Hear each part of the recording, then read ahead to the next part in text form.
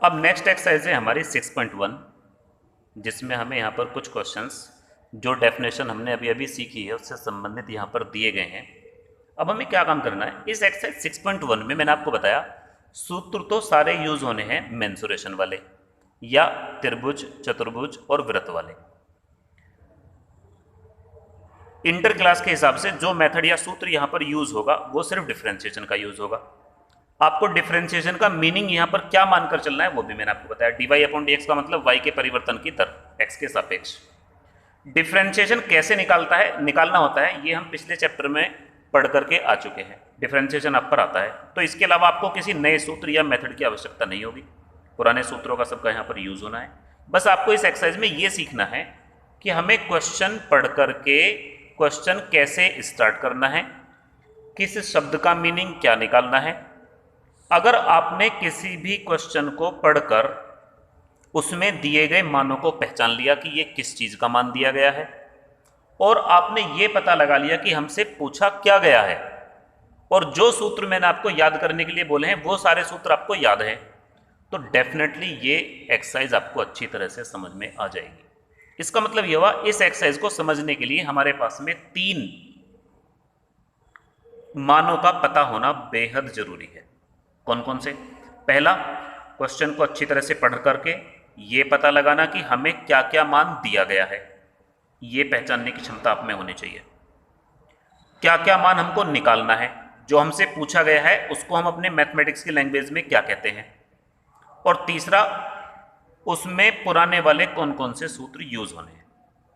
जैसे आपको क्या करना है, इस पूरी एक्सरसाइज में हमें सारे क्वेश्चंस जो मिलेंगे वो लैंग्वेज के रूप में लिख के मिलेंगे।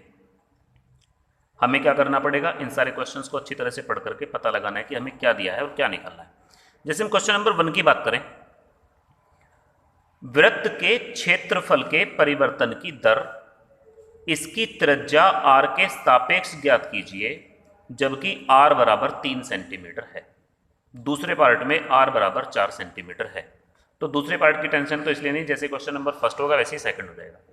अब बात आती है फर्स्ट के, हम क्वेश्चन को पूरे को अपने को फर्स्ट के अकॉर्डिंग ही करेंगे।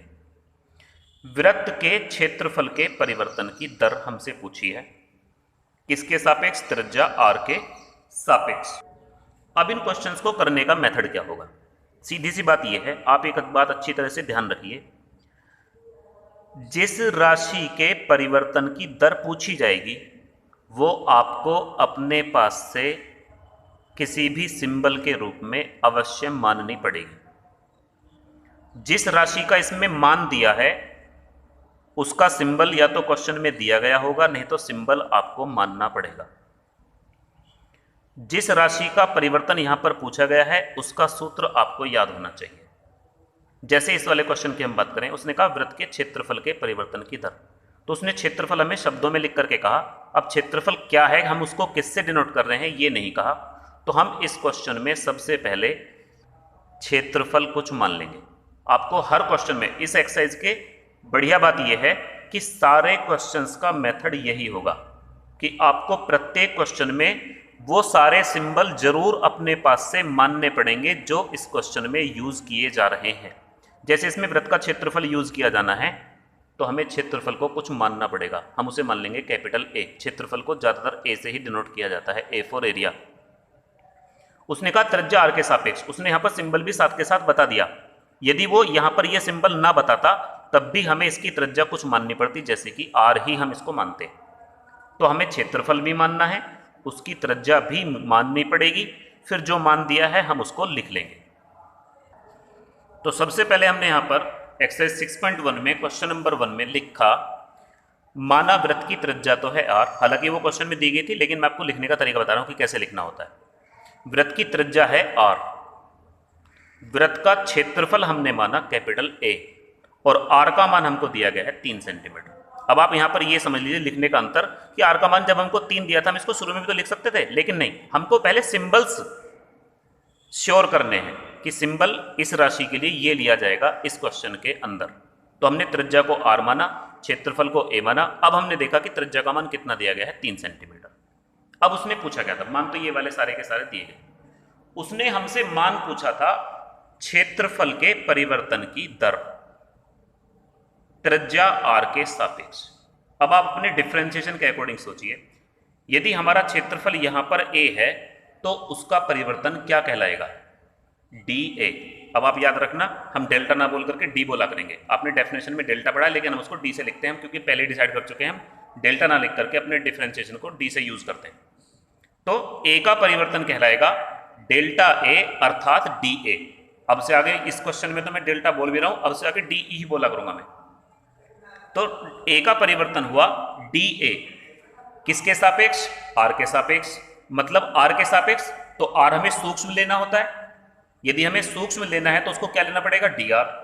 तो हमें मान किसका निकालना है, हमें dA का मान निकालना है dr के सापेक्ष। अब यदि dA का मान dr के सापेक्ष निकालना है तो dr बटे में आना चाहिए, किसके बटे में आना चाहिए, dA के बटे में आना चाहिए, अर्थात हमको निकालना है dA बटे dr। ये यहां तक क्वेश्चन लिखने के बाद आपको यहीं पर सोचना पड़ेगा, सूत्र भी लिखने से पहले, कि हमको निकालना क्या है। हमको निकालना है dA अपॉन dr, क्योंकि dA अपॉन dr का मीनिंग है ऊपर वाली राशि की परिवर्तन की दर। अब ऊपर राशि क्या है, a क्या था, क्षेत्रफल। तो कायदे में ये हुआ क्षेत्रफल के परिवर्तन की दर, किसके सापेक्ष, r के सापेक्ष। जब आपको dA अपॉन dr निकालना है तो तुरंत आपको समझ जाइए कि हमें a का सूत्र पहले लगाना पड़ेगा।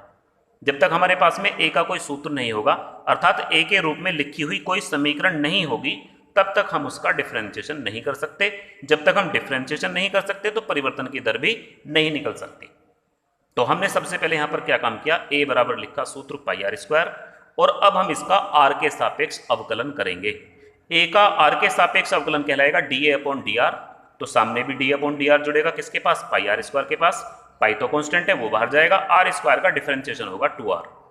जैसे x स्क्वायर का x के सापेक्ष 2x होता है, वैसे ही r स्क्वायर का r के सापेक्ष 2r होगा। 2r की यहां पर मल्टीप्लाई करेंगे तो 2 पाई r। अब इस dA अपॉन dr का मान तो ये निकल चुका है, लेकिन हमें इसका मान तब निकालना था जब हमें r का मान दिया गया था 3। तो हमने अब इसमें r का मान यहां पर 3 लिख दिया, और इसको पढ़ा जाता है value of dA upon dr when r equal to 3। मतलब जब r का मान 3 है तब d अपॉन dr का मान बराबर होगा 2 पाई गुना 3। r का मान हम यहाँ पर 3 रख देंगे, 3 दूनी 6 पाई, तो ये हो जाएगा 6 पाई। इसका यहाँ पर मात्रक लिखना भी बेहद इंपॉर्टेंट होता है। अब आप मात्रक यहाँ पर हर क्वेश्चन में कैसे अच्छी तरह से समझ करके लिखा करेंगे।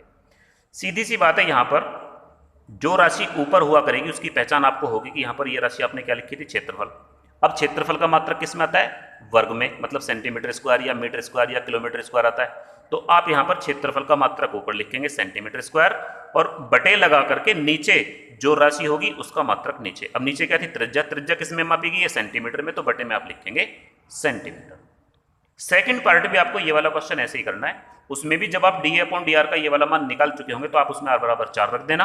तो dA बटे dr at r equal to 4 हो जाएगा 8 पाई सेंटीमीटर स्क्वायर पर सेंटीमीटर। ये इस क्वेश्चन का सॉल्यूशन होगा।